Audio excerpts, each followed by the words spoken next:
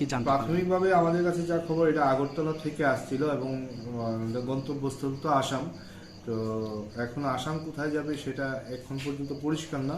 তো আমরা আসামিকে ইন্টারোগেশন করে তার ডেস্টিনেশনটা সম্পর্কে আমরা বলতে পারবো।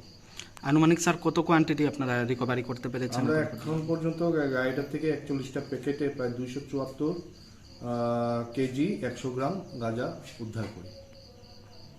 আমাদের কাছে আজকে দুপুরবেলা একটা গোপন সংবাদ আসে যে আগরতলা থেকে একটা কন্টেইনার যার নাম্বার NL01AF 2378 এটা আসামের দিকে মানে আসছে।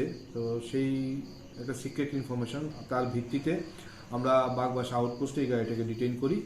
ডিটেইন করার পর এটা সম্পূর্ণ একটা সিক্রেট চেম্বার ছিল, সেই চেম্বারটাকে কেটে আমরা তার কাছ থেকে বিপুল পরিমাণে আমরা শুকনো গাঁজা উদ্ধার করি এবং গাড়িটাকে আটক করি এবং গাড়ির যে চালক, যার নাম অজয় রিয়াং, তাকে আমরা গ্রেফতার করি।